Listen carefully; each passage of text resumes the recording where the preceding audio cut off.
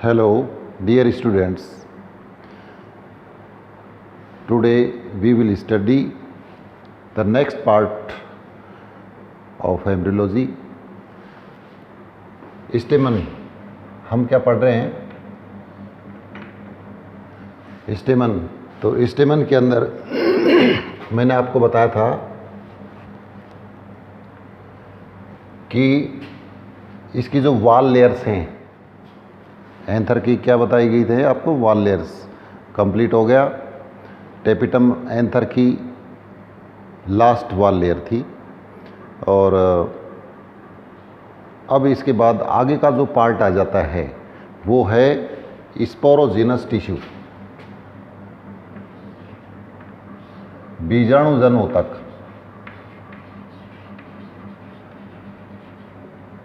Sporogenous tissue देखिए, हमने इसमें पढ़ा है कि ये जो एंथर है, इसका जो टीएस हमने देखा था, इस एंथर के अंदर ये जैसे थोड़ा सा पार्ट में लिया है, यहाँ से लेकर के एंथर वॉल लेयर्स हैं जो हम पढ़ चुके हैं। इन एंथर वॉल लेयर्स को किसने बनाया है? प्राइमरी पैराइटल सेल ने। आपको याद है कि मैंने जब शुरुआत में बताया था कि यंग एंथर के जो लोब हैं उसमें प्रत्येक लोब के कॉर्नर्स पर कुछ सेल्स एक्टिव हो जाते हैं जिनको अपन क्या कह रहे थे? Archesporial cell. तो वो आर्किस्पोरियल सेल डिवाइड होकर के प्राइमरी पैराइटल सेल बनाई थी और प्राइमरी स्पोरोजिनस सेल। अब वो प्राइमरी स्पोरोजिनस सेल यानी प्राथमिक बीजाणुजन जो कोशिका है उसने बार बार विभाजन करके यहाँ पर क्या बना दिया है? इस पोलन सैक के अंदर या लघु बीजाणुधानी के अंदर स्पोरोजिनस टिश्यू। तो ये फर्टाइल पार्ट है इसका, और इस स्पोरोजिनस टिश्यू के अंदर ये सेल्स ही माइक्रोस्पोर मदर सेल कहलाएंगी, जो इस पीढ़ी की लास्ट सेल होंगी। और कई बार क्या होता है, कुछ प्लांट्स ऐसे होते हैं जहाँ पर एक ही प्राइमरी स्पोरोजिनस सेल बनी है, वो प्राइमरी स्पोरोजिनस सेल यानी प्राथमिक बीजाणुजन कोशिका, वही कोशिका माइक्रोस्पोर मदर सेल के अंदर बदल जाती है। अदरवाइज ये सेल डिवाइड होती है और बार बार विभाजन करके क्या बना देगी? Sporogenous tissue. अब इस स्पोरोजिनस टिश्यू के अंदर ये जो सेल्स हैं, इन सेल्स के अंदर लघु बीजाणु जनन की क्रिया होगी। लघु बीजाणु जनन, माइक्रोस्पोरोजिनेसिस।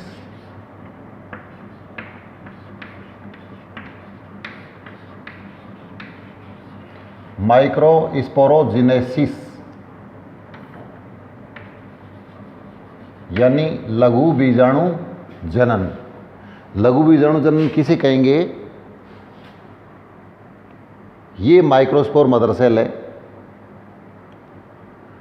लघु बीजाणु मात्र कोशिका है, और इस लघु बीजाणु मात्र कोशिका के अंदर अर्धसूत्री विभाजन होगा। कौन सा विभाजन होगा? अर्धसूत्री। और इस अर्धसूत्री विभाजन से, मियोटिक डिवीजन से, इस प्रकार के बीजाणुओं के चतुष्क बनेंगे या स्पोर टेट्राड्स बनेंगे। ये देखिए, ये माइक्रोस्पोर टेट्राड बना है किसके द्वारा? माइक्रोस्पोर मदर सेल से। तो ये टेट्राड बना, माइक्रोस्पोर टेट्राड।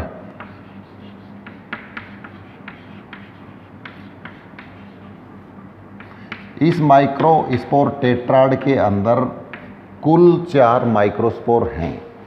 कितने माइक्रोस्पोर हैं? 4 माइक्रोस्पोर हैं। तो now how we can define the process of microsporogenesis, यानी लघु बीजाणु जनन को अपन किस प्रकार से परिभाषित करेंगे? लघु बीजाणु मात्र कोशिका से, माइक्रोस्पोर मदर सेल से लघु बीजाणुओं का बनना किसके द्वारा? अर्धसूत्री विभाजन के द्वारा। क्या कहलाता है? लघु बीजाणु जनन। Development of microspores from microspore mother cell through meiotic division, this phenomena is known as microsporogenesis. तो अब इसमें जो इंपॉर्टेंट स्टेप आया है वो कौन सा स्टेप आया है?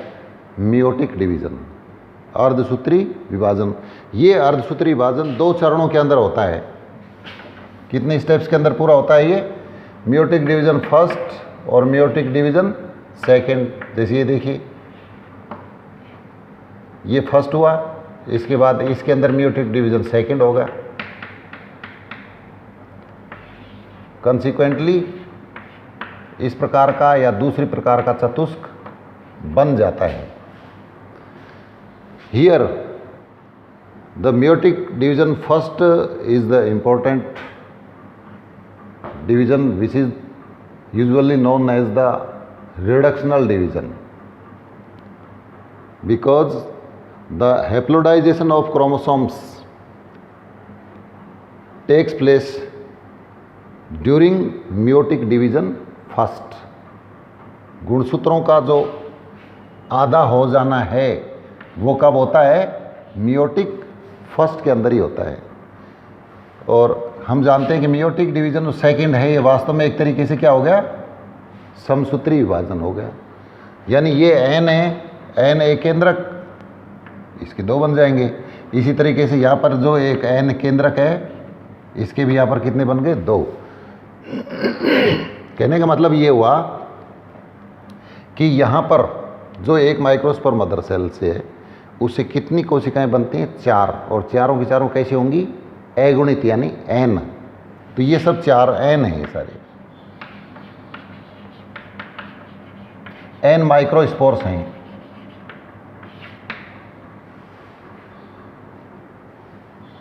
मेयोटिक डिवीजन के अंदर पहले क्या होगा? कैरियोकाइनेसिस, केंद्रक विभाजन। और कैरियोकाइनेसिस के बाद क्या होता है? साइटोकाइनेसिस। तो डाइकोट्स और मोनोकोट्स के अंदर यानी एंजियोस्पर्मिक प्लांट्स के अंदर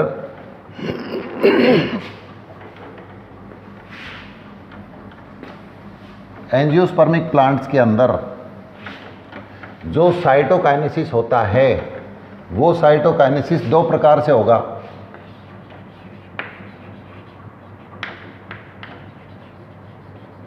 साइटोकाइनेसिस, जीव द्रव विभाजन, यानी केंद्र के विभाजन के बाद में अक्सर क्या होता है? जीव द्रव का विभाजन। तो ये 2 प्रकार का होगा। नंबर 1 जैसे साइमल्टेनियस टाइप,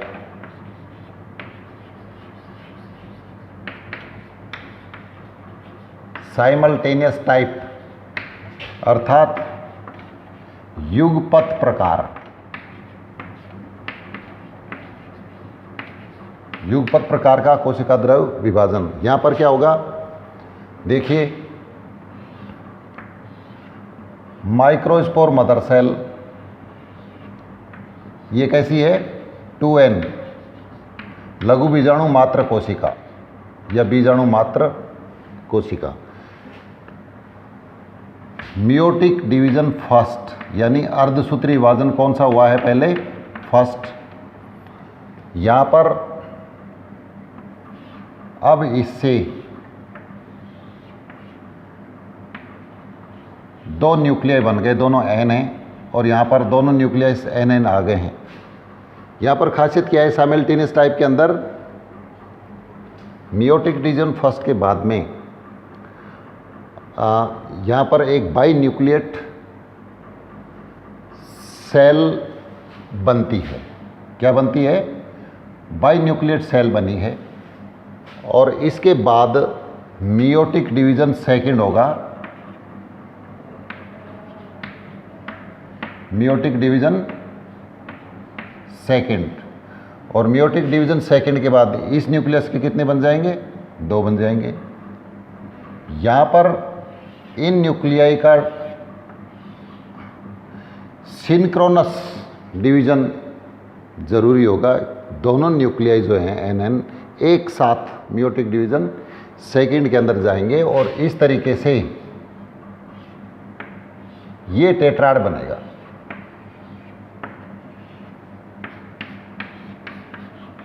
टेट्राहेड्रल, यानी यहाँ पर जो साइटोप्लाज्म का डिवीज़न हुआ है उसमें सेंट्रीफ्यूगल व्यवस्था है। कैसी व्यवस्था है? सेंट्रीफ्यूगल व्यवस्था है। और वाल एक साथ बनती हैं। भित्तियाँ कैसे बनती हैं? एक साथ बनती हैं। और इसीलिए यहाँ पर जो 4 माइक्रोस्पोर हैं, जिसमें 3 एक तरफ दिखाई देते हैं और एक तरफ इनके पीछे है, तो ये टेट्राहेड्रल टेट्राड हो गया। ये सबसे पहले ड्राइमिस विंटेरी में देखा गया था। ड्राइमिस विंटेरी एक प्लांट है डाइकोट का, यहाँ पर इसको देखा गया था। तो ये साइमल्टेनियस टाइप में साइटोकाइनेसिस हुआ है। दूसरी टाइप है सक्सेसिव टाइप।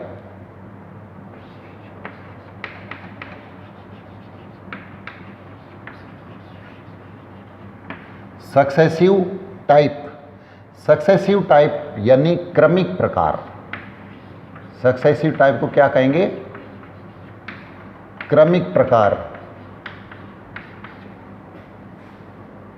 यहाँ पर देखिए क्या किस तरीके साइटोकाइनेसिस हो रहा है। कैसे होगा? यहाँ पर मियोटिक डिवीजन फर्स्ट यानी इस सेल में हो रहा है, माइक्रोस्पोर मदर सेल में। यहाँ पर इसके साथ ही ये जो 2 न्यूक्लियाई बने हैं, इनके बीच में इस तरीके से वाल फॉर्मेशन हो जाता है। क्या हो गया है? वाल फॉर्मेशन सेंट्रीपिटल, बाहर से अंदर की ओर। और अब ये एक डायड बन गया है। क्या बन गया है? डायड। इस डायड के दोनों न्यूक्लियाई, डॉटर न्यूक्लियाई जो बने हैं, इनका एक साथ यानी एक साथ डिवीजन होना या सिंक्रोनस नेस का पाया जाना, तुल्यकालिता का पाया जाना जरूरी नहीं है। मतलब क्या हुआ कि ये जो 2 बने हैं, इसमें से कुछ ये डिवाइड हो सकता है मियोटिक डिवीजन सेकंड के द्वारा, ये कुछ रेस्ट कर सकता है। तो इन अल्टीमेटली इन दोनों को ही डिवाइड होना होगा। तो पहले जैसे ये डिवाइड हो गया, फिर इसके बाद ये हो गया, लेकिन साइमल्टेनियस में एक साथ डिवीज़न होता है। तो यहाँ जो डिफरेंस आ रहा है सक्सेसिव टाइप में यानी क्रमिक में, वो ये है कि यहाँ पर एक डायड बना है। इस डायड के दोनों न्यूक्लियाई एक साथ डिवाइड हो सकते हैं या बारी बारी से रुक करके। तो यहाँ जो टेट्राड बनता है वो कुछ इस तरीके का बनेगा। ये आइसोबाइलेटरल हो गया।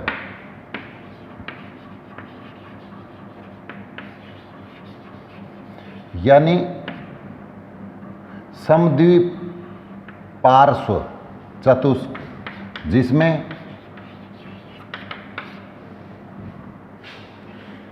दो माइक्रोस्पोर ऊपर हैं और 2 नीचे हैं। तो ये साइटोकाइनेसिस पाया जाता है 2 प्रकार का। इसको कोमेलाइना के अंदर देखा गया है, जो मोनोकोट है। कोमेलाइना जो प्लांट है, यहाँ पर इसको देखा गया है। इसके बाद आपने देखा है कि ये जो टेट्राड बने हैं माइक्रोस्पोरोजेनेसिस के अंदर, ये 2 प्रकार के बने। एक टेट्राहेड्रल यानी चतुष्फलकीय और दूसरे समद्विपार्श्व। तो क्या और भी प्रकार के टेट्राड्स बनते हैं, ये हमको देखना है। तो अब हम देखेंगे माइक्रोस्पोर टेट्राड्स। माइक्रोस्पोर टेट्राड सामान्यतया जो टेट्राड्स हैं वो 2 बनते हैं, चतुष्फलकीय और समद्विपार्श्व। इसके अलावा और भी टेट्राड बनते हैं। जैसे कुल जो टेट्राड हैं वो कौन कौन से हो गए? क्वाड्रीहेड्रल,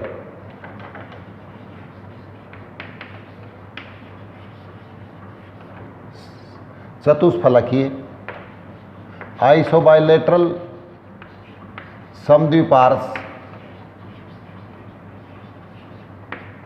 और कई बार डेकुसेट भी बनते हैं, क्रोसित या टी शेप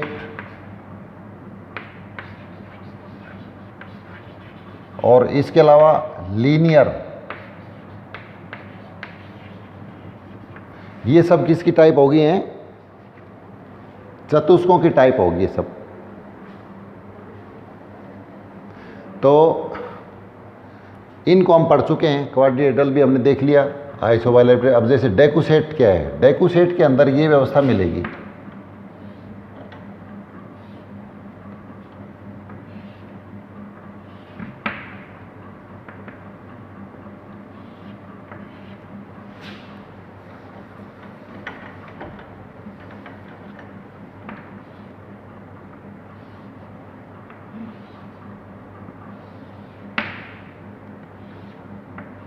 देखिए ये इसका मतलब क्या हुआ, दो जो माइक्रोस्पोर हैं वो ऐसे हैं, दिख रहा है, और दो माइक्रोस्पोर यानी एक यहाँ पर दिख रहा है, एक इसके पीछे है, तो इसके पीछे एक और है, तो कुल ये इस तरीके से बनते हैं। ये वाला मिलता है डेकुसेट, जैसे मैग्नोलिया एक प्लांट है, किसमें मिलेगा? मैग्नोलिया के अंदर। इसके बाद टी शेप्ड टेट्राड में इस तरीके से टेट्राड मिलते हैं।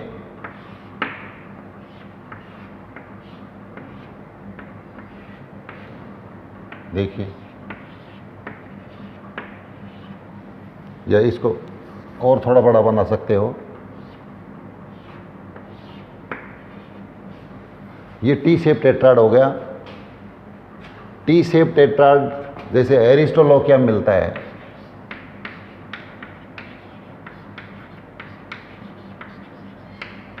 किसमें मिलता है? एरिस्टोलोकिया के अंदर। लीनियर टेट्राड्स भी बनते हैं, यानी रेखीय। लीनियर टेट्राड के अंदर जो डायग्राम है वो इस तरीके से आएगा, चारों टेट्राड एक ही प्लेन में है, जैसे हेलोफिला के अंदर।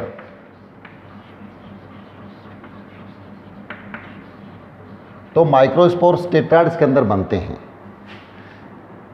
कुछ प्लांट्स ऐसे हैं जहाँ पर ये माइक्रोस्पोर कुछ अलग व्यवस्था में मिलते हैं, जैसे ऑर्किडेसी फैमिली है जिसमें ऑर्किड्स पाए जाते हैं, और एस्क्लेपिडेसी,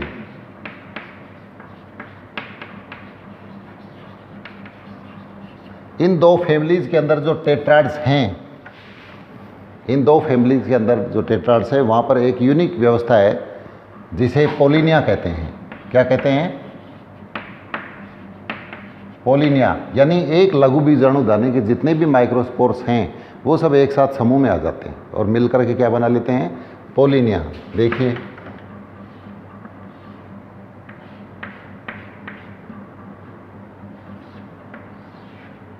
इस प्रकार की एक स्ट्रक्चर बनती है एस्क्लेपिडेसी, और जो दूसरी फैमिली है ऑर्किडेसी, यहाँ पर पोलन ग्रेन्स या माइक्रोस्पोर्स भरे हुए हैं। ये जो स्ट्रक्चर है,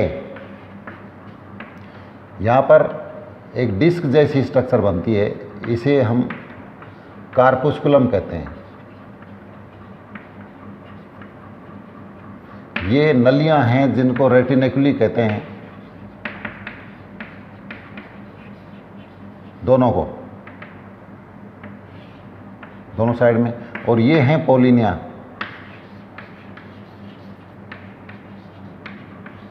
ये क्या है? पोलिनिया। तो अब माइक्रोस्पोर्स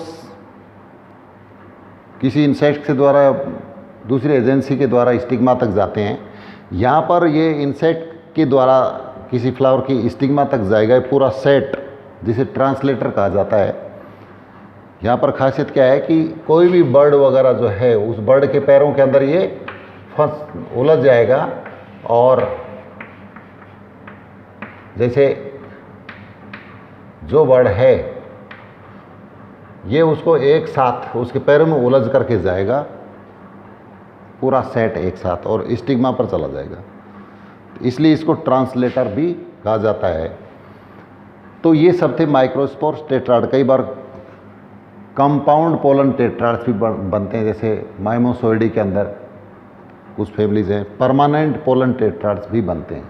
तो ये टेट्राड्स की कुछ अलग अलग व्यवस्था थी। इसके बाद अब हम इसमें देखेंगे आगे जो अपन वीडियो बनाएंगे उसके अंदर ये जो हमने टेट्राड्स के अंदर क्या पढ़े हैं,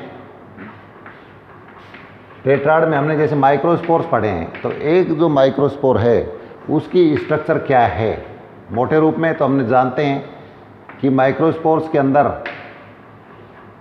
एक आंतरिक भित्ति है और एक बाहरी भित्ति है, एक उसमें केंद्रक है और जीवद्रव है। तो डिटेल जो इसकी स्ट्रक्चर है, यानी स्ट्रक्चर ऑफ पोलन ग्रेन और माइक्रोस्पोर टेट्राड, देखिए टेट्राड से छूटने के बाद ये क्या कहलाने लग जाते हैं, पोलन ग्रेन्स। सो ये वाला पार्ट हम नेक्स्ट लेक्चर में देखेंगे। Thank you.